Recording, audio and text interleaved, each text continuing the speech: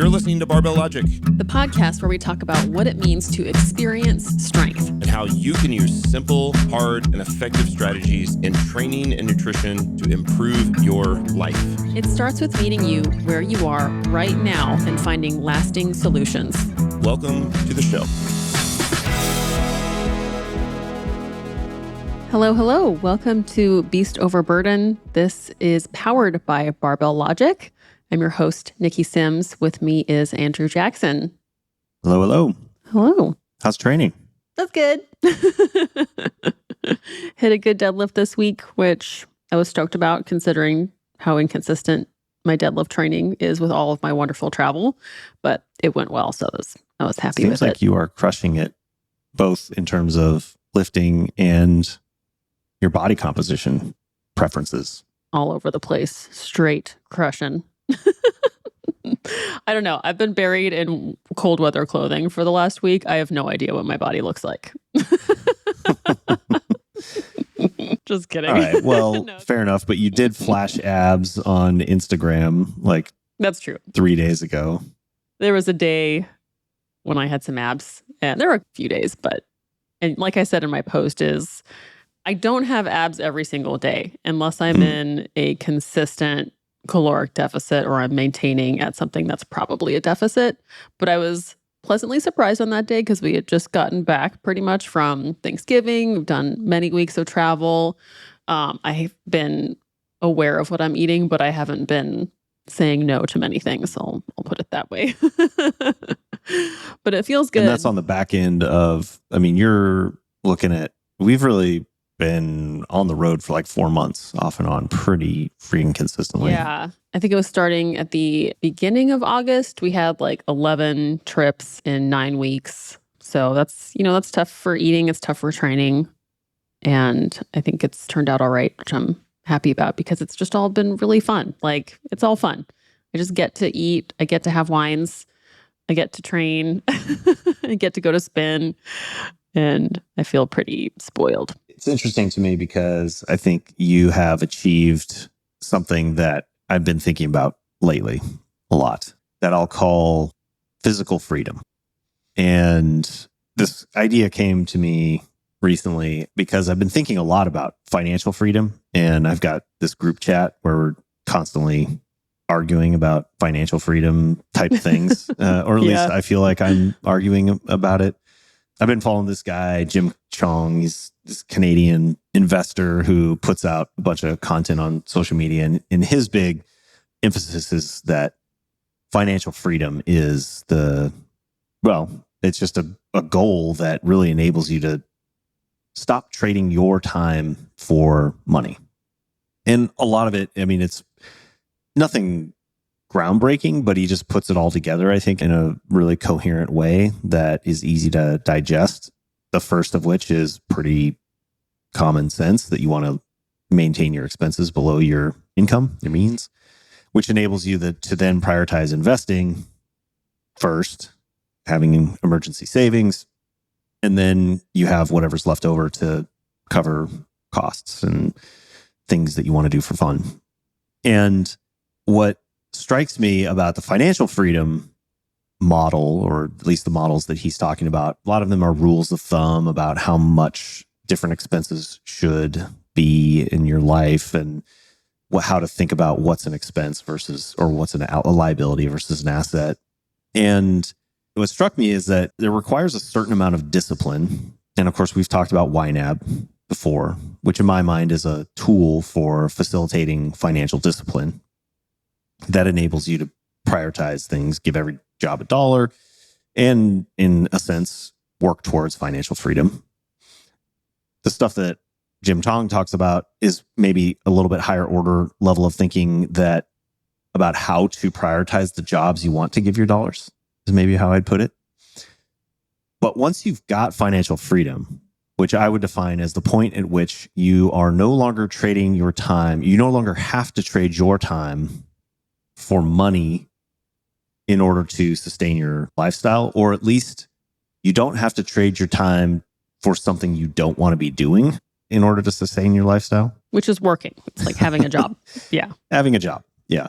I'm trading my time for money right now, But I would argue that I achieved some level of financial freedom. I wouldn't say total financial freedom, but a huge step years ago, which was based on accumulating a lot of, financial habits, because I got to a point where my liabilities were low enough, my assets were high enough that I could take a risk to work at Barbell Logic rather than continue down the corporate job that I didn't want to do anymore, take a huge pay cut because I had basically mitigated the amount of risk that I had in the form of liabilities.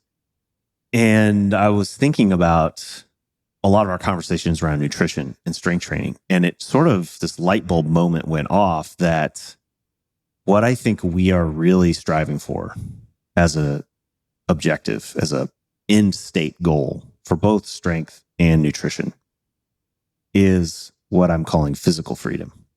I love this.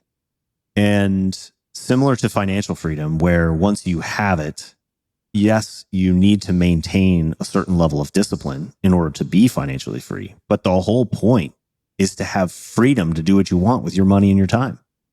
And the same is true with physical freedom. Yes, there are a certain level of discipline, certain amount of discipline and habits that are required in order to be physically free. But the point isn't to white knuckle with perfect execution all the time in order to maintain six-pack abs and a 600-pound deadlift and 100% compliance with your training and maximal strength at all costs so that you can, say that you do those things. The whole point is to be free to do what the heck you want with your body and enjoy it. Yeah, that's a big difference for a long time, like a sustainable, for the rest of your life. Forever. Yeah. And I find that to be a really useful mental model because for much of my training, I was very focused on maximizing strength. And I know we have many of our coaches who operated under a strength is the most important thing, whether you like it or not, mental model, which I think is close. And it's powerful because it's simple and it's polarizing and it can focus you very clearly on one metric of strength as measured by force you can produce on an external object. But it's not a metric that is going to be sustainable or good for you on the long haul, or more importantly, it will not enable physical freedom. The absence of strength, having zero strength, bad.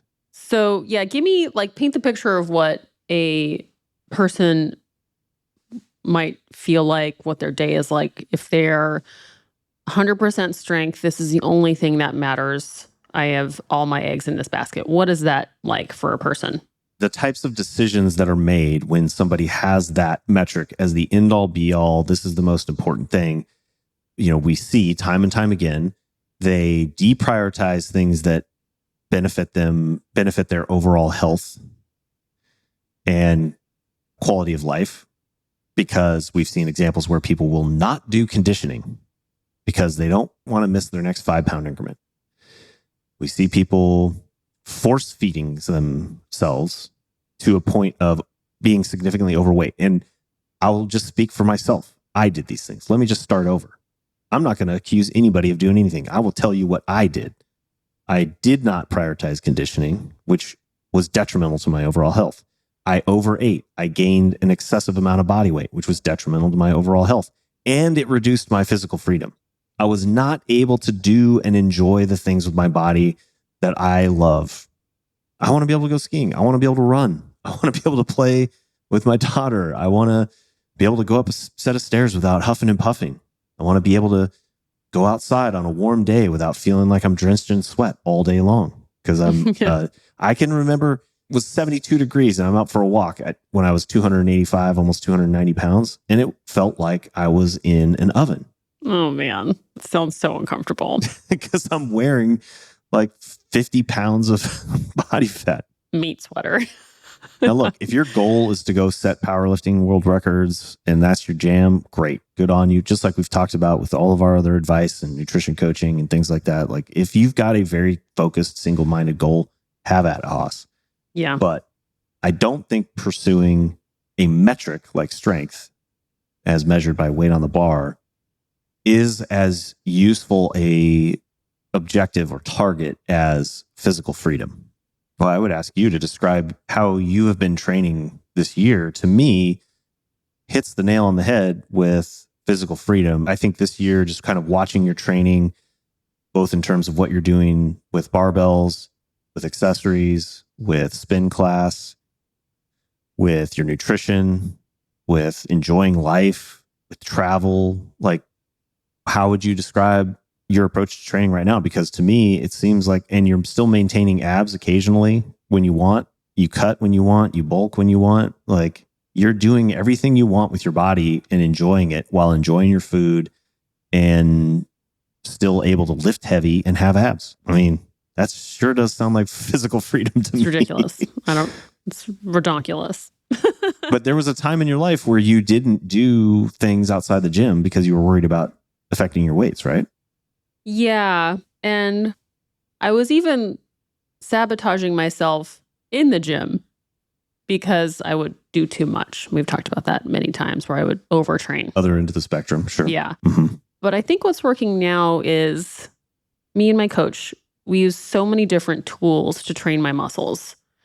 We use lots of different equipment, which means if my back doesn't feel good with the barbell squat, let's try the transformer bar squat. Let's do leg presses. Let's do belt squat.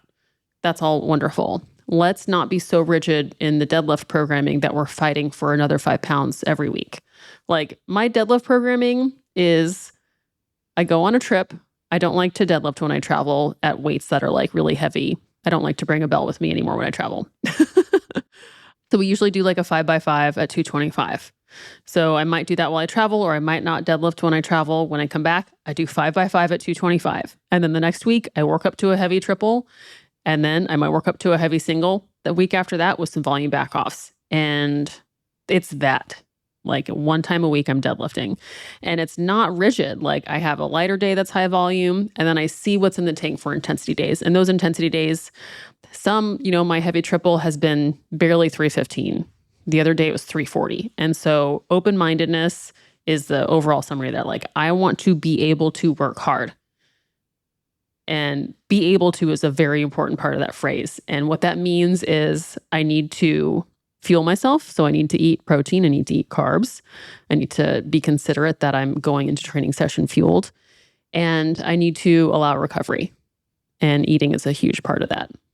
So being recovered also means that there is the RPE guide on deadlift. So if my coach said, pull 3x3 at 365, and that's too heavy on that day, and I grind out a really ugly set of 2 at 365, I won't be recovered for the next time I get to deadlift, which means I don't get to train how I want to. I'll feel poorly. So I think open-mindedness, knowing that you can train your muscles in many ways using different machines, doing higher rep where you can still be challenged in many domains, like different rep schemes, pauses, tempos, and not being so rigid about, if there's not a barbell chalk, I'm out. I'm not going to train, because then we get to go to the gym when we travel. And that's usually a really fun thing to do. But that's part of it. And then I love, like, we were listening to the Dr. Stacy Sims interview on Huberman, and I really like how she framed her comments around nutrition, in that you have to create the environment in which your body feels safe to grow muscle and protect lean body mass. And I think I've been intuitively doing that for a while. I like to train fed. And I remember being at a spin class and looking around at all these like skinny women who just looked like they weren't enjoying themselves being skinny. Like, they couldn't just like go all out in a spin class. And I like to go to spin class fed because it just means I have fun. I'm not trying to go there and burn 600 calories. That's not the point of me going there. That'll happen if I'm recovered enough, if I have fun, whatever. But like, I don't like feeling unable to work out because of my nutrition choices, because I just enjoy working out so much. So it's kind of a nice loop of set myself up for success, and then I just keep being successful because I like create these opportunities to feel good and then to recover, knowing that there will be more and more and more. So when I hear that, there's a few things that stand out. One is that you have a very clear intention for what each element of your training is doing. If I were to call the elements of what I think are the elements of physical freedom. Thinking out loud a little bit here. There's one major bucket of stress, I would say, that's comprised of all the things that you're doing to stimulate adaptation to either strength or cardiovascular systems. So we're using barbells to get stronger, build muscle mass. We're doing either steady state or high intensity conditioning work to build cardiovascular adaptation. And then there's recovery elements, which are predominantly sleep and nutrition. You could argue there's supplementation in there. There's other kind of environmental factors that impact your hormones. Like creatine? Creatine's in there, sure. But I'm talking like stress, like external stress is going to affect your recovery, cortisol levels, things like that. But the controllable levers that you can pull are predominantly going to be sleep and nutrition, maybe hydration, stuff like that. And you have a very clear sense of the purpose of each of those elements of your training. You know why you're doing your strength training. You've been doing this long enough in a disciplined manner that you understand how your body responds to that stress and when to push or when to kind of hold back. Similar with conditioning. And I want to add, because I think it's important to what you're saying, like one goal of my training is to make my legs and like glutes bigger. So there is a focus for growth. And I think if that wasn't in the equation, then we might just do more. There would be more variety. But right now, things are targeted to growth. So I think that's important to know that we are striving for change in my programming, not just maintenance. Your nutrition, you have a lot of intention there around making sure that you're safe to be stressed, essentially, and can recover from the stress. Same with your sleep. And so you've got, number one, clear intentions. Two, you've been operating under or you have a lot of experience operating with discipline in each of those categories. And you have spent time in the past with what I'll call the wax on, wax off phase, paint the fence. Like, I think to get to the point of physical freedom that you're at, you have to have experience doing the basics and the fundamentals. Yeah. And you've used lots of different tools, whether it's weighing and measuring, macros, hand portion sizes, very strict regimented programs, more structured conditioning programs, or experimenting with different amounts of volume in each that have given you perspective and context when you are making these decisions. So a common argument for is, pursuing, strength or constantly adding weight is that, well, you don't know what's heavy or you don't know what's hard. But you've reached a point in your life where you've earned the right and respect. You know what heavy is. You've deadlifted over 400 pounds. You've squat 300 pounds. You've benched close to 200 pounds. 200. I've done 200, just for the record. You've benched 200 pounds. This is not a question of whether you need to be disciplined because you are not hardcore enough. Like, that, just chill out, people. Like, yeah. Nikki is strong and has been doing this for over a decade, maybe 2 decades of working out. So set that aside, or the discipline equals freedom crowd. Great. Yes, we need discipline, but you have that. You have that in the form of consistency and experience making these decisions over a long period of time that allow you to maintain a base level of consistent habits that then give you 10, 20, 15% buffer on wiggle room where you get to go have fun. Mm-hmm. So in my mind, what I see is that you've built this baseline. We talk a lot about having that baseline to fall back on. You've got this baseline that you know how to fall back on while still giving you the physical freedom to go have fun, enjoy your life, try something different outside the gym. I went skiing, last weekend, and you know what? That's probably going to affect my squats today, but I don't care because I want to go enjoy skiing. Yeah. And I'm going to still squat. So I'll have the discipline to keep showing up and go squat and support my strength training. But I'm not going to avoid having fun or doing fun things with my physical body, or I'm not going to deprive myself of enjoying Thanksgiving or Christmas dinner or, holiday cookies or what have you, or a beer during the football game or 4. But like we've talked about, we've gotten to times where it's just like, this fun that I was having is no longer fun. I don't feel good from this fun anymore. I have just hit that. I would say, there's a little bit more. So I would say another piece that I recognize is that you have a subjective sense of where those edges are, and then you are able to modify your behavior at will, which I think is a component of physical freedom, is to be able to recognize where you're at without judgment and change your behavior to go the direction that you want to go. Yeah, totally. No one's going to do it for me but me. It's like, it's great to have that personal responsibility because I know I can do things that will work.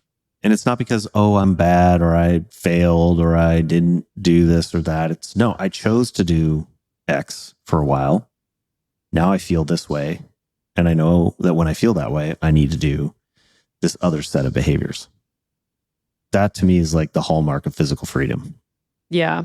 To me, like when you were talking about what freedom means earlier, it means I get what I want. And I feel very driven by that. Like for in the financial world, for me, that means like getting something that I want doesn't mean that I go into debt for months. It doesn't mean that I have a rolling credit card bill. It means that I get what I want and I don't owe anybody after that.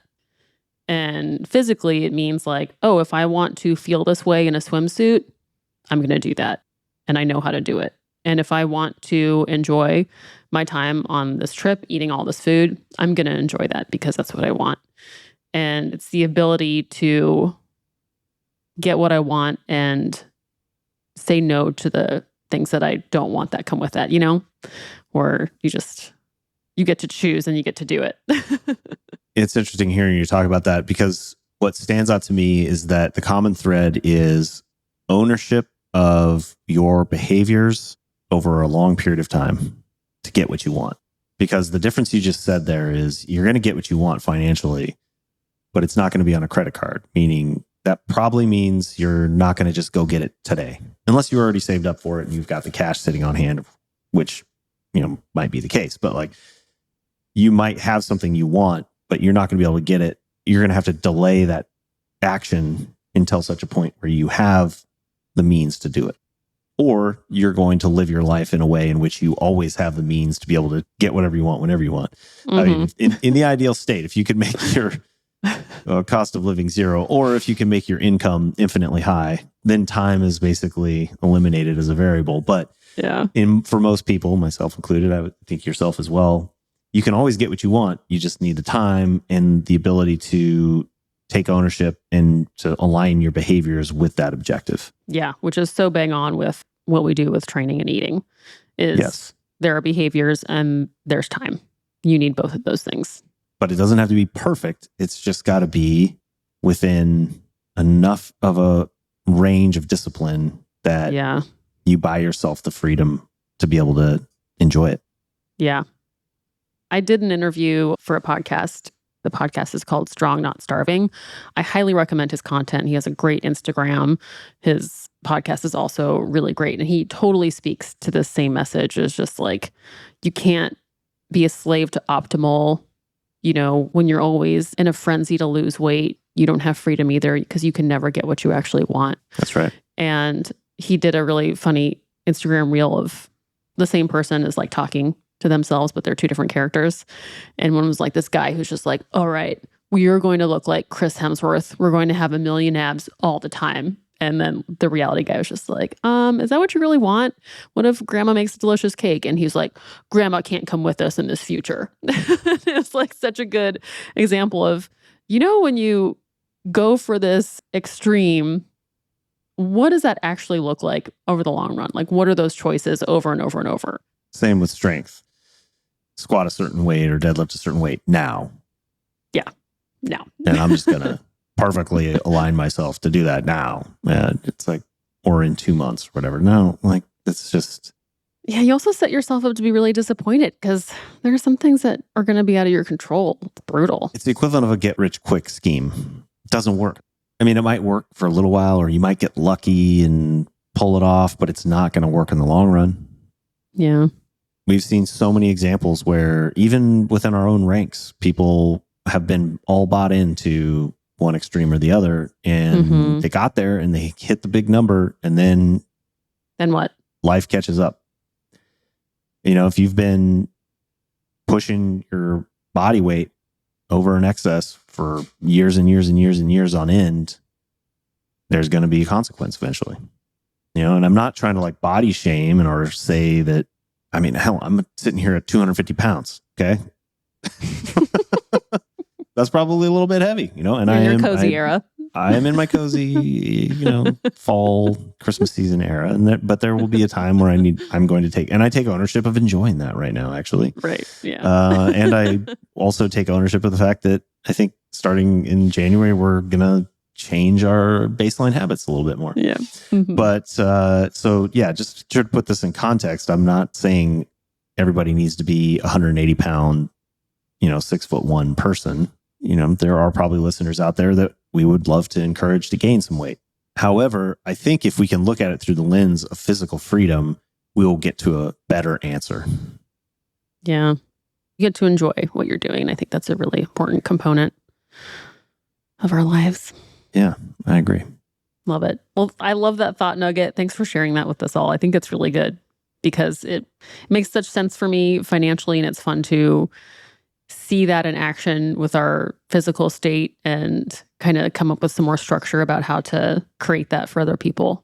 I had one last piece I wanted to add in there that I knew I was forgetting one thing, but the element of financial freedom that is unfortunately a scarce resource for us all that needs to be leveraged most, which is time and compound interest, also has the same effect on our physical freedom. Time and compound interest of our habits, our incremental habits, I think is the analogy there, that with financial freedom and investment, sooner that you can start taking advantage of compound interest and the longer that you can take advantage of compound interest, the more your investments are going to grow. The same is true with your physical habits. The longer that you can be making and investing in your incremental physical habits over a long period of time, the sooner you will get to physical freedom. So, big asterisk on all of this physical freedom is that, like we talked about, for you to be able to get there, you had to go through a lot of trial and error, a lot of coaching, and a lot of training, and a lot of nutrition strategies. And you'd probably forgotten more than you probably than you know. I'm kind of goldfishy sometimes. And that's all accessible as a coach. Again, hate to throw in a little salesy pitch at the end, but I was just thinking about this with, let's shift to skiing. I need to hire a skiing coach because I feel like I've just become an intermediate skier where I go up, I can get around, I can get up and down the mountain, I can have fun, but there are these edges that I hit where I'm just like, I don't know how to deal with this situation. And sometimes I can kind of figure it out, but I don't even know what I'm doing right. I don't know what I'm doing wrong. It totally feels like being an intermediate lifter who's made some gains, but now they're kind of stuck. They're leveling out and they don't even know if they're working on the right thing. That's what I feel like when I'm skiing. I need to go get a coach. And if there's anybody out there listening and doesn't know how to be physically free, I would say you need a Barbell Logic coach. So where do they go, Nikki? If you want to see what that's like, go to barbelllogic.com/experience. We'd love to have a call with you. And we love answering questions on that call. So if you have lifts for us to look at, we'll give you a way to submit videos to us. If you have questions about your programming, if you have questions about your nutrition, that's what we're here for. So barbelllogic.com/experience. We would love to help. If anybody listening out there is a ski instructor who wants to become a turnkey coach, ski instructor, asynchronous coach, yes. email me, ajackson@barbell-logic.com, because I'm looking for you and I want to beta test Turnkey Coach as a ski coach platform. So can't wait to hear how that goes. I'll put the self-filming GoPro on my back and throw myself down the mountain. Love it. Awesome. We will all look forward to that video. Well, thanks for listening. We'll be here next week with Be Sober Burdened. Bye-bye.